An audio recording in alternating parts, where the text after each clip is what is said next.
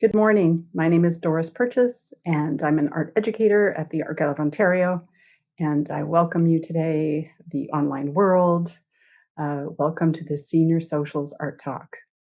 And I'd like to begin by saying, and I'm going to share the screen, voila, the land acknowledgement. The Art Gallery of Ontario operates on the land that is the territory of the Anishinaabe Mississauga Nation and was also the territory of the Wendat and the Haudenosaunee. The Dish with One Spoon Wampum Belt Covenant is an agreement between the Haudenosaunee Confederacy and the Anishinaabe Three Fires Confederacy to peaceably share and care for the resources around the Great Lakes. Toronto is also governed by a treaty between the federal government of Canada and the Mississaugas of the Credit Anishinaabe Nation. Toronto has always been a trading center for First Nations. There we go. Okay, this is good, right? The three of us are imagining ourselves at the gallery. And before we start looking at images, okay, I would like to just throw out these. It's kind of two words, but not really two words. I'm not supposed to separate this, but it's multitasking. And right away, oh, first of all, sorry, here we are with Lucy and Charlotte. Thankfully, yeah, thank you. This is good. We're all waving to our online audience. Lucy and Charlotte have joined us today, and it's wonderful that they have. And it's not only Lucy and Charlotte that I'm asking this question, but also the folks that are watching us. Think about multitasking. So, two words, they're not supposed to be two words, but let's think about them in terms of multi and tasking or multitasking. And right away, I'm going to ask Lucy. Lucy, how do you feel Yes, about multitasking? I feel excited about multitasking, but also a little intimidated because, um, you've got to keep track. But it just means there's a lot of variety going on, and I think that can be really exciting. Beautiful. How about you, Charlotte? I personally am someone who is not so great at multitasking. I find it really difficult to concentrate on two things at once, so I try to just go down my to do list and do one thing at a time. But sometimes multitasking can be fun. You can listen to music while you do work, and that can kind of help the day go by. So maybe it also depends on the kind of multitasking that you're doing. Absolutely. And it's kind of a fascinating word, or, you know, this two-sidedness of it, because we probably do more multitasking than we realize, even if we just think we're doing a single task. And in my own life, I am pretty much not allowed to leave the kitchen if I'm cooking.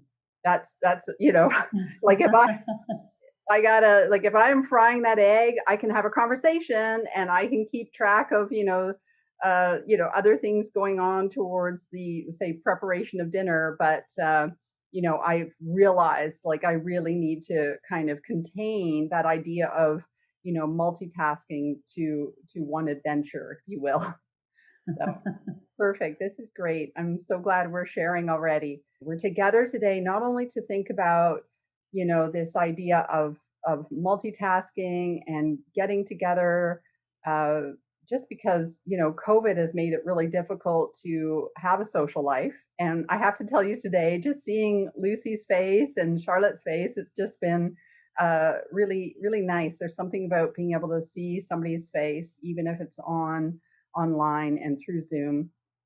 So, speaking of faces, here we are looking at these glorious miniature portraits. So, the artist that we're focused on is Mary Evelyn Rynch. And I want to mention, okay, that even if we don't have all the time here to speak about the life of Mary Rynch, there's this wonderful opportunity to go online and go onto the AGO website or Google or whatever you have to do to search Mary E. Rynch. And what you want to focus on is painting from life. So there's lots available to learn more, even if because the point of today is that we're getting together to have inquiry-based learning, to get ourselves prepped, because this is really a part one before we begin an art making session. So Lucy and Charlotte and I are going to get together with Lauren Renzetti to make a landscape painting. So I just want to mention that before we get into this. But here we are looking at these glorious miniature portraits by Mary E. Rinch. And I am already going to step forward. Okay. I don't really like this little feature at the bottom here, but anyway. So here is also a young lady with a large hat. Now, the wonders of being able to do these online virtual tours, if you want to call them, or talks, is that we can see these things close up. Because in reality, if you go to the AGO, which is really comfortable and wonderful, because you feel like you have the space there to not gonna be breathe, if you will. And these are tiny. These are like maybe 2 inches. Okay. And I want you to notice here, I'm actually, see how it says here watercolor? I'm going to go back one, watercolor on ivory, right? So in terms of bringing these to today and thinking about the time that Mary Rinch painted these, photography was obviously a thing. You could have your portrait, documented by photography, but she felt it really important to do these portraits painted from life. And that was a thing for her, that she was, so this person that we see in front of us would have been sitting in front of Mary Rinch. All right. What do you think of them? What do you think about them being on ivory?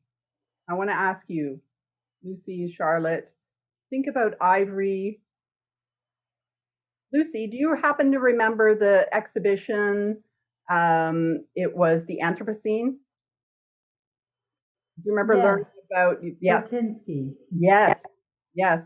And all that ivory, right? The awareness of ivory. This is literally, she painted these exquisite little watercolors on ivory, little tiny pieces of ivory. And I feel like that's something that hasn't really been kind of discussed, but it's one of those uncomfortable, beautiful situations, right? You're like, oh, on ivory. So we're talking elephant tusks. Yeah, right. I just want to mention that, early 1900s, and of course, when was this? We don't even know when this was painted. So this was early in Mary Rinch's career.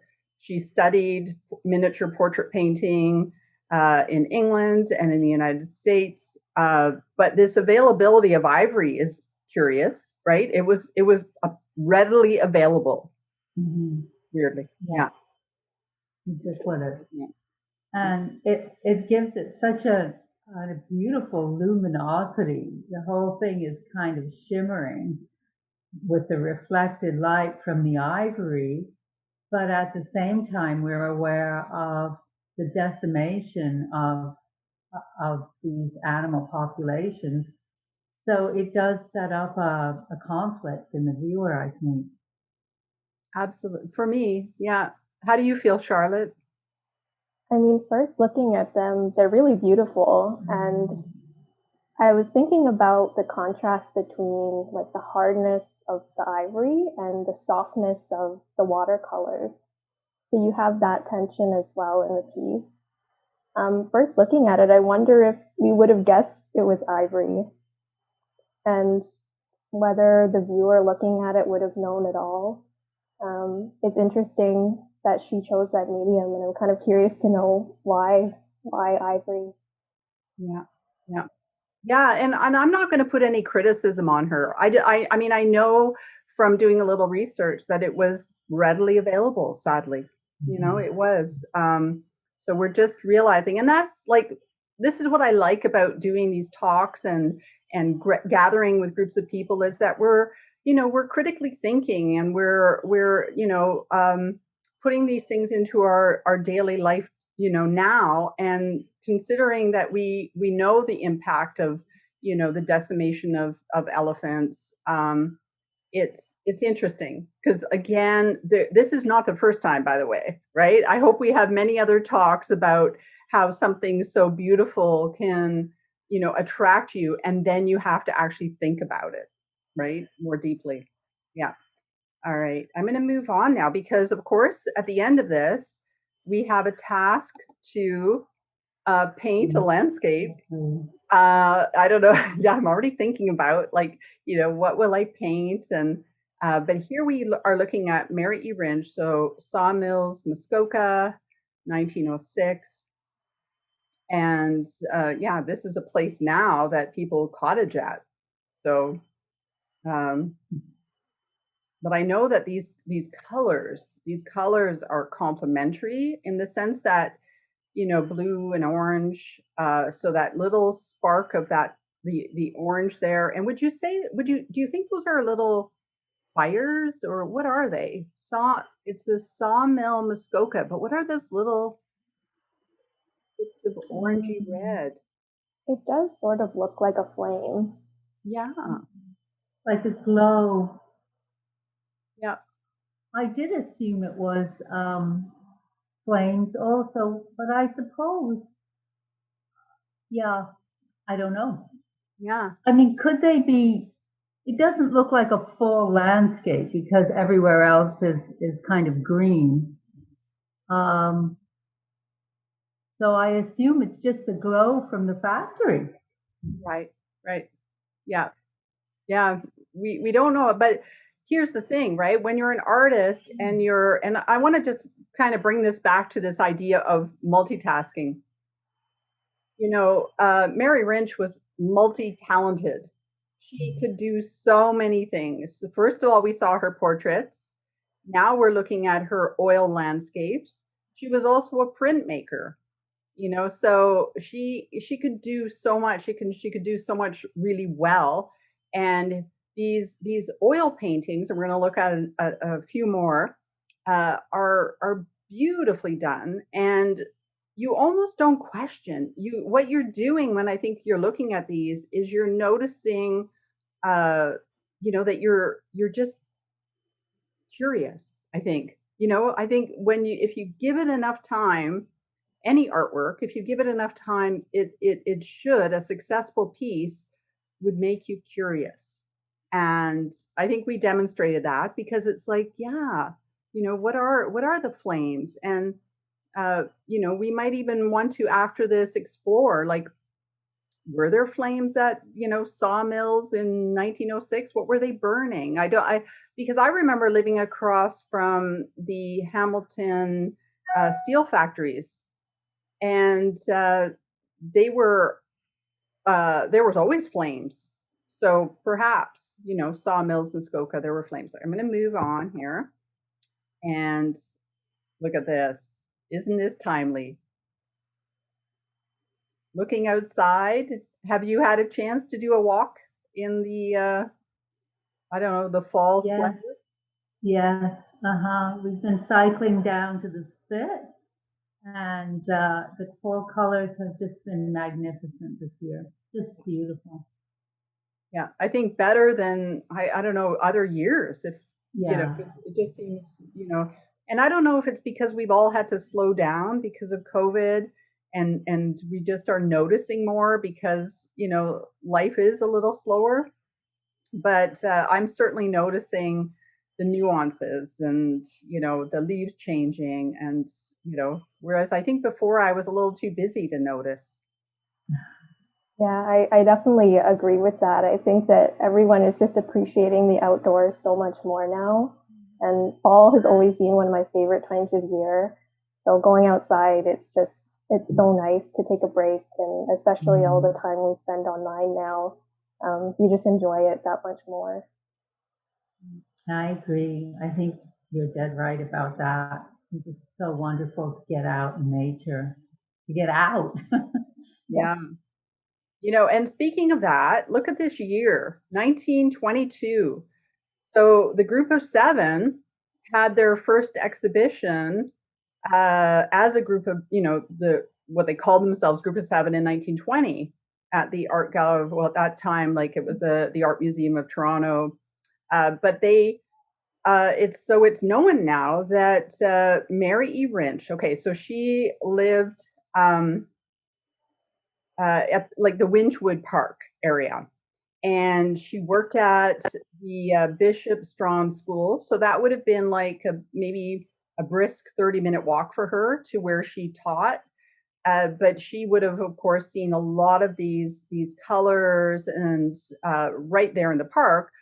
But she also happened to have a cottage at the Lake of Bays, and so this is if you've read a little bit about the group of seven, you know that many of them just had to take these weekend trips to Algonquin Park or often sort of renting places. But she had that place available to her, her cottage, and so she inspired the group of seven. It's known.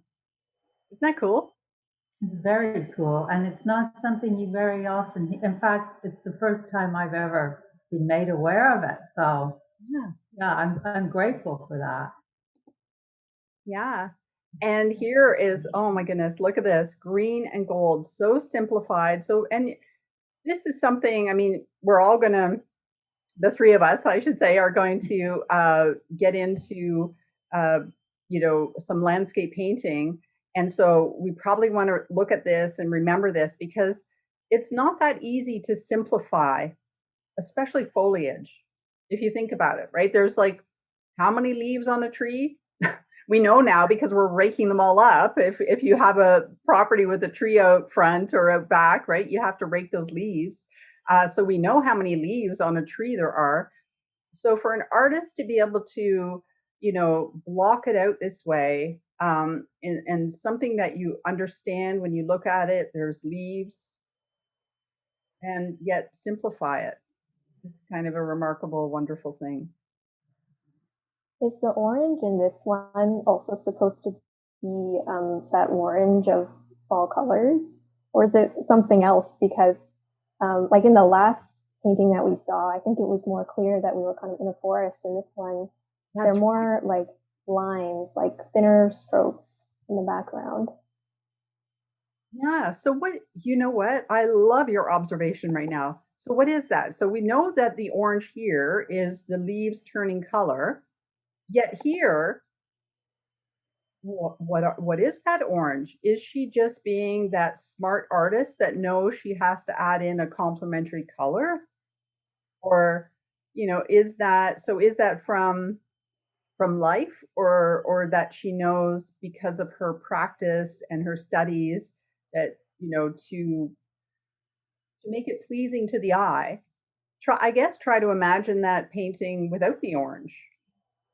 Would it be as exciting? Would it be as wonderful? I guess. The orange is what makes that painting come alive. And I think it's sort of alluding to how you might glimpse through the forest a sudden uh, burst of color from, say, a maple that's turning. So it's sort of symbolic to me of sunlight. It could be stems of a tree, but it's just, I think it's about the effect of the light. And it's, to me, it's just incredibly beautiful. I can't get over this print. I love this Well, print. yeah, and I'm glad you said print because this is her oil painting, but she made many prints. Oh, Yeah, wow. she made a print of this as well. Okay. Yeah, yeah. So And now that interesting. I'm looking at that orange and I'm wondering, like, could it be like a sunset behind? Could it be her way of kind of including a little bit of, that evening sun going down? She didn't Yeah. realize how long she was painting. out there doing plein air painting, and all of a sudden she's like, oh, or did she add it afterwards? I don't know. Yeah, it definitely adds something to the painting though. Like it Wow. wouldn't be the same without it at all. And it's great that she has it in the background and then she carries it over to the trees as well. And I don't know if that's supposed to be bark or if that's also sort of a glimmer of light on the tree trunks, but it all just comes together really nicely. And it's interesting that she certainly doesn't have to paint every little detail to give you this incredible sensation of what it's like to be experiencing the sunlight and the trees in that park. Yeah. I think she is amazing that she can simplify like that, like you said. I'm going to get to the last one here just because we need to kind of start to wrap up. But here, this is curious too, limestone. And yet, when I first viewed this, I thought it was snow. And then I realized maybe not, you know, and does it matter? But this one, I definitely think we could keep this one in mind when we're considering our painting that we're going to be doing together, because it's exactly sort of like very simplified, right? You got that horizon line and the water and the more like the larger sort of contrasty, uh, you know, foreground. So I want to leave it there. All right. I have to do this. I'm sorry to say. So I think I did mention that you can go online and learn about Mary Rinch a little bit more. Uh, Hopefully, visiting the gallery. It's really I found it to be very comfortable visiting the gallery. Everybody has their mask on and there's lots of space. So hopefully, folks can visit the gallery. And I just want to say to Lucy and Charlotte, thank you so much. I'm looking forward to the second, if not third part of this endeavor to create together. And any final thoughts, maybe from Charlotte or you, Lucy? I just love seeing the artwork. I did see the show at the gallery, and I did feel very safe. It was very, very well organized. There was nobody else in the gallery except me and the person I went with at that time. And it's a beautiful, inspiring work. She's a wonderful artist, and thank you so much, Doris, for presenting her to us. My Yeah, thank pleasure. you. Thank you so much for having us today and Yeah. sharing all these different pieces with us. It was great to see the variety in all of her works and especially to see some landscapes and nature scenes too. Yeah. Okay. And hopefully now we feel like, okay, we're ready for that multitasking moment because in order to do some painting, we need our paint, acrylics, our water, our, surface. Won't be ivory, I don't think. And we'll be ready to paint together. And so we're going to multitask, but within a task, right? We're going to think about composition and lighting and those colors that we saw in Mary Rinch's work today. Wonderful. Thank you so much. Thank Thank you. you. Bye. Bye.